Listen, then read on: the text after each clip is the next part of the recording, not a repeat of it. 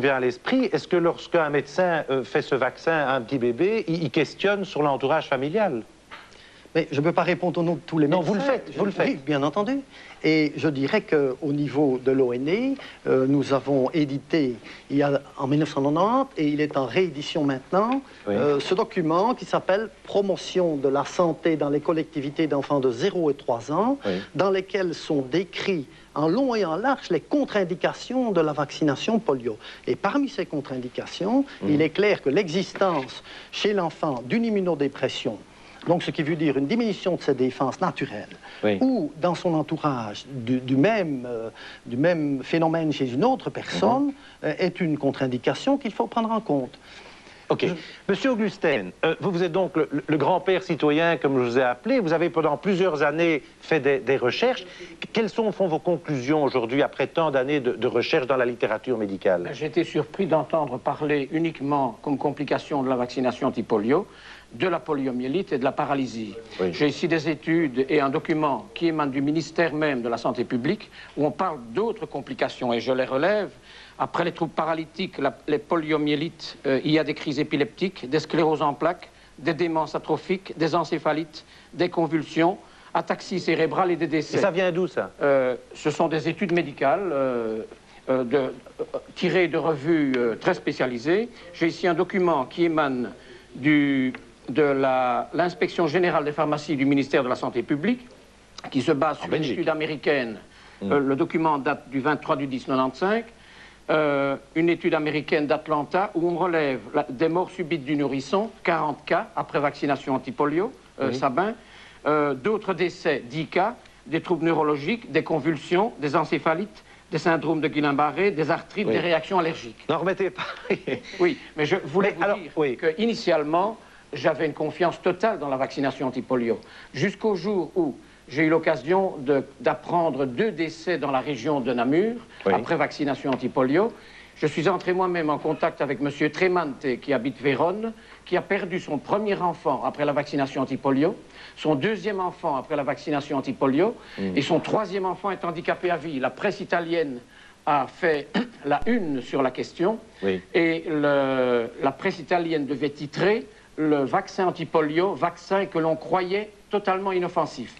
Monsieur Tremante a gagné un procès, son procès devant la plus haute juridiction de Rome, et vient d'être indemnisé au mois de mai de l'année dernière. Alors là, bon, ce que vous dites est quand même assez grave, parce que, enfin, c'est grave, je veux dire, vous donnez des conséquences très dramatiques de ce vaccin. Une réaction, Lise Thiry. Bien, une complication du vaccin anti-polio est reconnue comme telle lorsque l'on trouve le virus vaccinal ou redevenu virulent chez la personne qui est malade. Comme on vaccine pratiquement tout le monde contre la polio, statistiquement, il est évident que malheureusement, un enfant va pouvoir présenter toutes les pathologies que vous signalez. Mais les relations statistiques montrant que la vaccination est responsable, on ne les accepte que lorsque l'on peut voir que le virus polio se trouve dans le... Non, oui, des études... Non, je crois que l'interprétation, elle est mauvaise. On donne une liste de symptomatologie, mais on ne dit pas qu'elles sont liées à au vaccin anti-polio. C'est absolument lié. Ceci dit, encore une fois, je ne crois pas que nous avions, le docteur Slinken et moi, et le docteur Dubois, une espèce de position de défensive et surtout pas statique. Et encore une fois, je suis persuadée qu'il y a moyen d'améliorer le vaccin. Mais le vaccin vivant polio est l'un des plus efficaces que l'on connaît. Au téléphone, nous avons Madame Semaille. Madame Semaille. Oui, bonjour. Est-ce que vous pouvez nous expliquer brièvement pourquoi vous nous appelez? Bien sûr, bonjour à tous. Voilà le témoignage que je peux apporter à votre émission. Enfant, dans les années 50, j'ai reçu le vaccin polio par injection. En 74, j'ai un bébé qui, âgé de 3 mois, a reçu le vaccin polio par voie buccale, c'était le vaccin Sabin. Or, à cette période-là, je nourrissais mon bébé et j'étais très fatiguée. Alors, aussi, quelques semaines après, j'ai contracté la polio et j'en garde de lourdes séquelles. Mais heureusement, mon bébé n'a rien eu. Alors, comment a-t-on expliqué cet accident? Certains médecins pensent que l'erreur a été de vacciner l'enfant alors que je l'allaitais encore. Par le lait maternel, a-t-on dit, je cédais les anticorps au bébé et je n'ai pas eu suffisamment de défense vis-à-vis du virus. Aussi, je dis, le vaccin de la polio Attention, il est nécessaire, mais il convient de le recevoir lorsqu'on est en bonne condition physique. Et je conseillerais aux mamans qui allaitent, par précaution, évitez de faire vacciner votre enfant quand vous le nourrissez.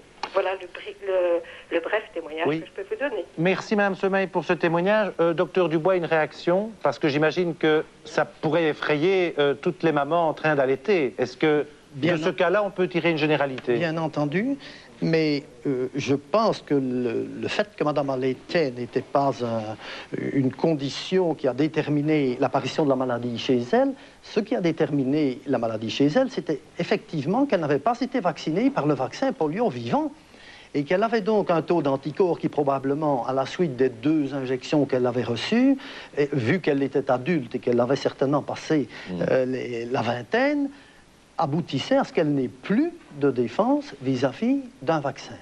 Et c'est un petit peu la situation que l'on craint dans les pays où la vaccination est uniquement faite avec le vaccin polio tué, ce qui, dans beaucoup de ces pays, a entraîné une répétition chez l'adulte des injections de vaccins pour maintenir l'immunité. Il est vrai que cette immunité baisse au fil du temps, et tout le monde connaît l'exemple du président Roosevelt qui a attrapé une polio à 60 ans, parce que, bien entendu, il n'avait plus guère d'immunité, et probablement il avait eu une protection précédente. Alors, si je vous suis bien, le vaccin belge, donc par voie orale, sert à revacciner toute la famille, pour ainsi dire. Ou est-ce que j'exagère? C'est vrai, surtout dans les pays où la couverture vaccinale est faible. Oui, mais nous, ça joue aussi. Ça joue parce que la couverture vaccinale, effectivement, n'est plus aussi fameuse qu'elle l'était il y a quelques années. En 91, dites-vous bien que 97% des enfants étaient correctement vaccinés à l'âge de 2 ans. Ça veut dire qu'il y a 7% des enfants qui ne l'étaient pas. Un coup d'œil sur notre consultation téléphonique. Le vaccin antipolio doit-il être obligatoire? Eh bien, je vois qu'il y a 22% de oui et 77% de non, alors qu'on me signale aussi à la centrale que des employés d'un hôpital auraient reçu l'instruction de téléphoner à RTL pour voter pour la vaccination. Je cite.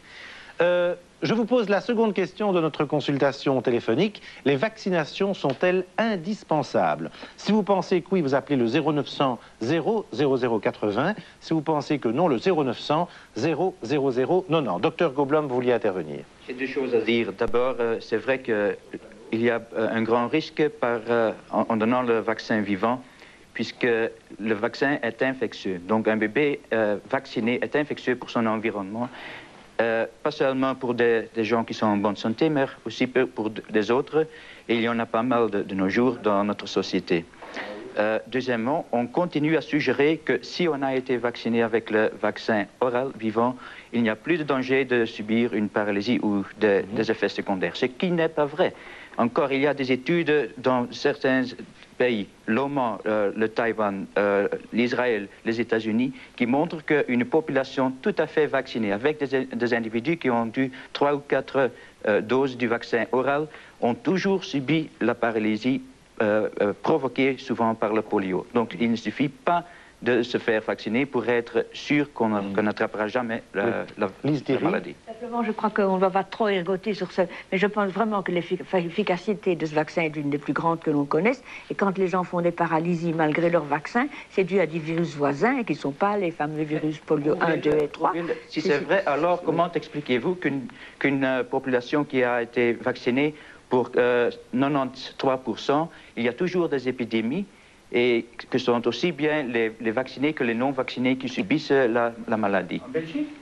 Pas en Belgique, à l'étranger. En Belgique, je peux vous montrer des chiffres. Mais on parle du vaccin, pas seulement en Belgique, on parle partout du monde. On parle de la vaccination obligatoire en 1967, le 1er janvier 67, il n'y a plus aucun cas, sauf des cas importés. Oui, vous avez un graphique, là. Oui.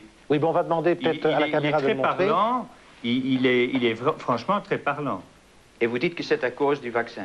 Mais regardez ces chiffres. Comment expliquez-vous que c'est pas entre seulement 52 et 54 aux États-Unis, oui. il y a eu une diminution de 35% oui. des cas de polio. Amélioration des avant 3 ans, avant que le vaccin Salk a été introduit. Amélioration des conditions d'hygiène.